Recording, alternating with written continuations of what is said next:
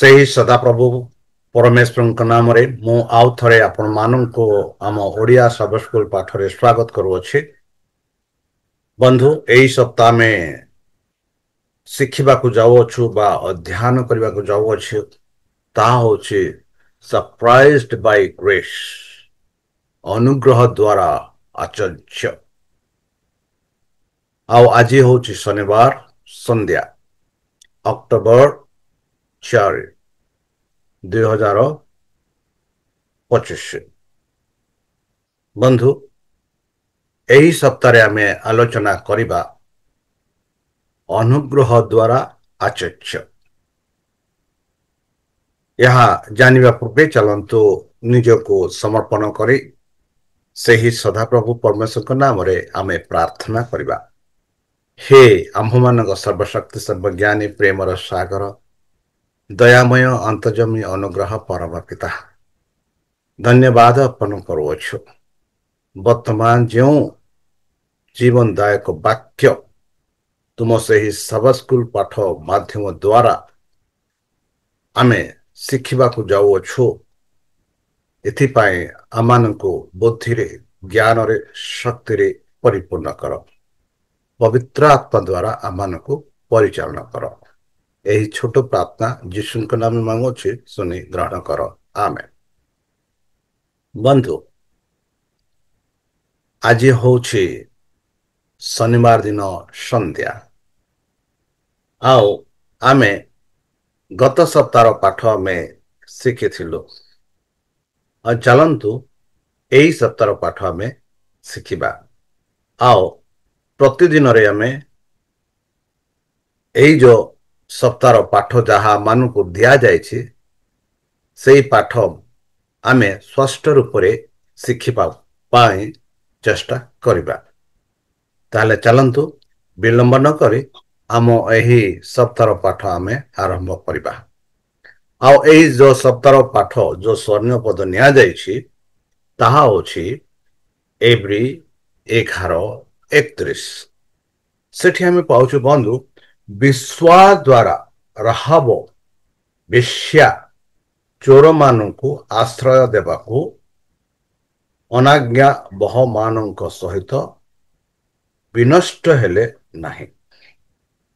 ବନ୍ଧୁ, ଏଠି ଆମେ ଦେଖୁଅଛୁ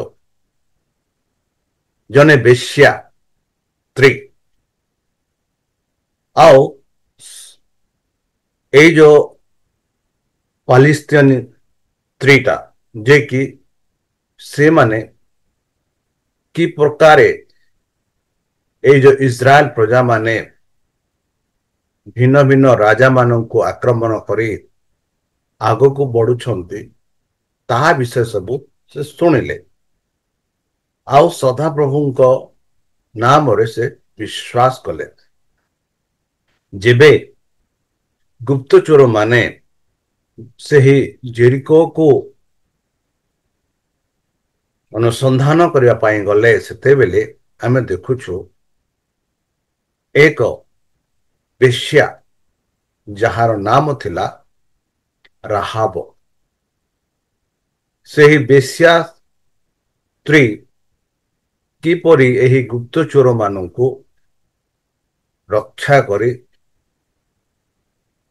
ଆପଣା ଦେଶୀୟମାନଙ୍କ ଠାରୁ, ଲୋକମାନଙ୍କ ଠାରୁ ସେମାନଙ୍କୁ ଉଦ୍ଧାର କରି ପଠାଇଲେ, ତାହା ବିଷୟରେ ଆମେ ଏହି ଯେଉଁ ସପ୍ତାହ ସାରା ଆମେ ଶିକ୍ଷା କରିବା। ବନ୍ଧୁ, ଯେପରି ମୁଁ କହିଲି କି ଆମେ ଏହି ସପ୍ତାହରେ ଯାହା ଶିକ୍ଷା କରିବାକୁ ଯାଉଛୁ, ତାହା ହେଉଛି ଅନୁଗ୍ରହ ଦ୍ୱାରା ଆଚର୍ଯ୍ୟ। ଅନୁଗ୍ରହ ଦ୍ୱାରା ଆଚର୍ଯ୍ୟ କଥାରେ କହିଯାଇଛି ଏହିପରି ପ୍ରଶ୍ନ ଯେ, ମୁଁ ପୁଣି କାହିଁକି ଏହା କରି? ହୁଏତ ଆମେ ସମସ୍ତେ ଏହି ବାକ୍ୟ ଗୁଡ଼ିକ କହିଛୁ ଅନେକ ଥର। ସର୍ବୋପରି କେବଳ ଇତିହାସରେ ପୁରାଣ ବୃତ୍ତି କରେ ନାହିଁ, ବରଂ ସାଧାରଣତଃ ମାନବ ଜାତି ମଧ୍ୟ ପୁନରାବୃତ୍ତି କରେ ଏବଂ ବିଶେଷ କରି ଆମେ ନିଜେ ମଧ୍ୟ ଆମେ ଅନେକଙ୍କର ସାମନା ଭୁଲ ଦୋହାର କରିଥାଉ। ସେହିପରି ଆମେ ଇସ୍ରାଏଲର ପ୍ରତିଜ୍ଞା ଦେଶରେ ପ୍ରବେଶ କରିବାର ଦ୍ୱିତୀୟ ସୁଯୋଗ ଆସିଛି। ପ୍ରଥମ ସୁଯୋଗରେ ଆମେ ଦେଖୁଛୁ ଯେଉଁ ଲୋକମାନଙ୍କୁ ପ୍ରତିଜ୍ଞା କରାଯାଇଥିଲା, ଅବ୍ରାହମଙ୍କୁ, ଇସାକଙ୍କୁ ଆଉ ଯାକୁବଙ୍କୁ, ଏଇ ଯୋଉ ପ୍ରତିଜ୍ଞା ଦେଶକୁ ସେମାନେ ପ୍ରବେଶ କଲେ ମାତ୍ର ସେଠି ରହିଲେ ନାହିଁ। ଆଉ ଏଠି ଆମେ ଯହୋଶୂଆ ଏହି ଯୋଉ କାର୍ଯ୍ୟକ୍ରମ ଯାହା ସଦାପ୍ରଭୁଙ୍କ ଦ୍ୱାରା ନିଯୁକ୍ତ କରାଯାଇଛି, ତାହା ପ୍ରଥମ ପଦକ୍ଷେପ ହେଉଛି ଯହୋଶୂଆଙ୍କ ଏବଂ ଇସ୍ରାଏଲୀୟ ମାନେ କଣ ଏଇ ଯୋଉ ଦେଶକୁ ସେମାନେ ସାମନା କରିପାରିବେ କି ନାହିଁ। ଆଉ ଏହା ସ୍ପଷ୍ଟ କରୁଛି ଯେ, ଆଉ ଏହା ଆମେ ସ୍ପଷ୍ଟ ରୂପେ ବୁଝିବା ଏହି ସପ୍ତାହରେ। ବନ୍ଧୁ, ଆମେ ଦେଖୁଛୁ ଯେବେ ସେହି ସ୍ଥାନ ବିଷୟରେ ଜାଣିବା ପାଇଁ ଯହୋଶୂଆ ଦୁଇ ଜଣ ଗୁପ୍ତଚରଙ୍କୁ ସେହି ଦେଶ ବିଷୟରେ ଜାଣିବା ପାଇଁ ଏକ ମୂଲ୍ୟବାନ ସୂଚନା ଆଣିବା ପାଇଁ ଏହି ଯୋଉ ଦୁଇ ଜଣ ଗୁପ୍ତଚରକୁ ସେ ପଠାଇଥିଲେ। ବନ୍ଧୁ, ଏହାର ପ୍ରତିରକ୍ଷା ବ୍ୟବସ୍ଥା, ସାମରିକ ପ୍ରସ୍ତୁତି, ଜଳ ଯୋଗାଣ ଏବଂ ଏକ ଆକ୍ରମଣକାରୀ ଶକ୍ତି ସାମନାରେ ଜନସଂଖ୍ୟାରେ ମନୋଭାବ କିପରି ସୃଷ୍ଟି ହେବ ତାହା ବିଷୟ ଜାଣିବା ପାଇଁ ସେ ପଠାଇଥିଲେ। ବନ୍ଧୁ, କେହି ଭାବି ପାରନ୍ତି ନାହିଁ ଯେ ଇସ୍ରାଏଲୀୟ ମାନଙ୍କ ଭୂମି ଦେବା ପାଇଁ ପରମେଶ୍ୱରଙ୍କର ଏକ ପ୍ରତିଜ୍ଞା ଥିଲା, ଆଉ ସେମାନଙ୍କ ଠାରୁ କୌଣସି ପ୍ରୟାସ ଆବଶ୍ୟକ ନଥିଲା। ତଥାପି ଈଶ୍ୱରୀୟ ସମର୍ଥନରେ ପ୍ରତିଶ୍ରୁତି ମାନବ ଦାୟିତ୍ୱକୁ ଅତିକ୍ରମ କରେ ନାହିଁ। ବନ୍ଧୁ, ଇସ୍ରାଏଲ ଦ୍ୱିତୀୟ ଥର ପାଇଁ କିନାନର ସୀମାରେ ଠିଆ ହୋଇଛନ୍ତି। ଆଉ ଏମିତି ଛିଡା ହୋଇଛନ୍ତି, ଏକ ଆଶା ଧରି ସେମାନେ ଛିଡା ହୋଇଛନ୍ତି କି କେନାନ ଦେଶରେ ସେମାନେ ପ୍ରବେଶ କରିବେ।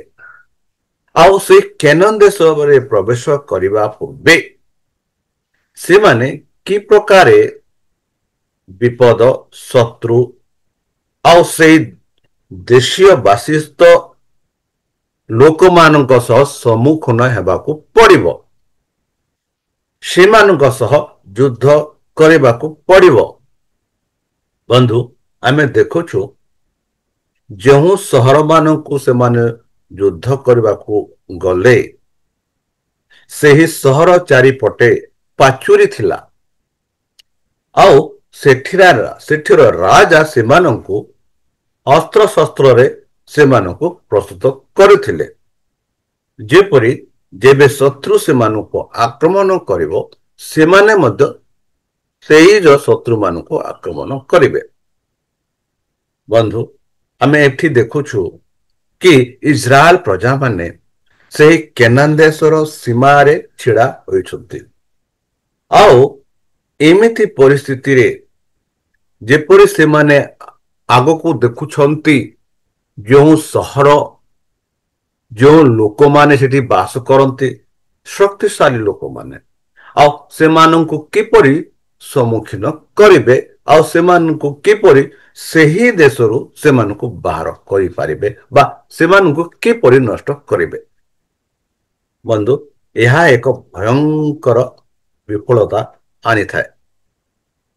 ଆଉ ଏହି ସପ୍ତାହରେ ଆମେ ଏହି ବିଷୟରେ ଆଲୋଚନା କରିବା ବନ୍ଧୁ। କିପରି ଏଇ ଯୋଉ ଇସ୍ରାଏଲ ପ୍ରଜାମାନେ ଏଇ ଯୋଉ କିନାନ ଦେଶରେ ପ୍ରବେଶ କରିବା ପାଇଁ ଚେଷ୍ଟା କରନ୍ତି। ବନ୍ଧୁ, ପରମେଶ୍ୱରଙ୍କ ଅପେକ୍ଷା କରିଥିବା ଲୋକମାନେ ସେହି ସମୟ ପାଖକୁ ଆସିଗଲେ ଯେତେବେଳେ ସେମାନେ ତ୍ରାଣକର୍ତ୍ତାଙ୍କ ଆଗମନରେ ସେମାନଙ୍କର ଆନନ୍ଦ ସମ୍ପୂର୍ଣ୍ଣ ହେବ ବୋଲି ଆଶା କରିଥିଲେ। କିନ୍ତୁ ଯୀଶୁଙ୍କ ଆଗମନ ଦ୍ୱାରା ସମୟ ପୁଣି ଥରେ ଅଚିହ୍ନିତ ହୋଇଗଲା। ଜୀବନର ଯେଉଁ ଚିନ୍ତା ଗୁଡ଼ିକୁ ଆମେ ଚିରକାଳ ପାଇଁ ସ୍ଥିର କରି ଦେଇଥାଉ ବନ୍ଧୁ, ତାହା ଗ୍ରହଣ କରିବା କଷ୍ଟକର ଥିଲା। ଏହା ଏକ ତିକ୍ତ ନିରାଶ ଥିଲା ଯାହା ସେହି ଛୋଟ ମେଷପାଲଙ୍କ ଉପରେ ଏଇ ଯୋଉ ଖବର କୁହାଯାଇଥିଲା। ବିଶ୍ୱାସ ଏତେ ଦୃଢ଼ ଥିଲା ଏବଂ ଯାହାର ଆଶା ଏତେ ଉଚ୍ଚ ଥିଲା, କିନ୍ତୁ ଆମେ ଆଶ୍ଚର୍ଯ୍ୟ ହୋଇଥିଲୁ ଯେ ଆମେ ପ୍ରଭୁଙ୍କ ଠାରେ ଏତେ ମୁକ୍ତ ଅନୁଭବ କରୁଥିଲୁ ଏବଂ ତାଙ୍କ ଶକ୍ତି ଏବଂ ଅନୁଗ୍ରହ ଦ୍ୱାରା ଏତେ ଦୃଢ଼ ଭାବରେ ପ୍ରତିଫଳିତ ହୋଇଥିଲୁ। ଏହିପରି ଇସ୍ରାଏଲ ପ୍ରଜାମାନେ ମଧ୍ୟ କହନ୍ତି। ତାହେଲେ ବନ୍ଧୁ, ଚାଲନ୍ତୁ ଆଜି ଏଇ ସପ୍ତାହର ପାଠ ଆମେ ଦେଖିଲୁ। ଏହା ହେଉଛି ଶନିବାର ଦିନର ପାଠ, ଯାହା ଏଇ ଯୋଉ ସପ୍ତାହର ପାଠ ବିଷୟରେ ଆମମାନଙ୍କୁ କିଛି ସଂକ୍ଷିପ୍ତ ରୂପରେ ବୁଝାଇ କହୁଅଛି କି ଆମେ ଆସିବା ଦିନରେ ବିଭିନ୍ନ ପ୍ରକାର ରୂପେ ଆମେ ଚିନ୍ତା କରିବା। ତାହେଲେ ଚାଲନ୍ତୁ ଆମେ ସେହି ସଦାପ୍ରଭୁ ପରମେଶ୍ୱରଙ୍କ ଠାରେ ସମର୍ପଣ କରି ତାହାଙ୍କ ନାମରେ ଆମେ ପ୍ରାର୍ଥନା କରିବା। ହେ ଆମ୍ଭମାନଙ୍କ ସର୍ବଶକ୍ତି ସର୍ବଜ୍ଞାନୀ ପ୍ରେମର ସାଗର ଦୟାମୟ ଅନ୍ତର୍ଜମୀ ଅନୁଗ୍ରହ ପରମ ପିତା, ଧନ୍ୟବାଦ ଅର୍ପଣ କରୁଅଛୁ।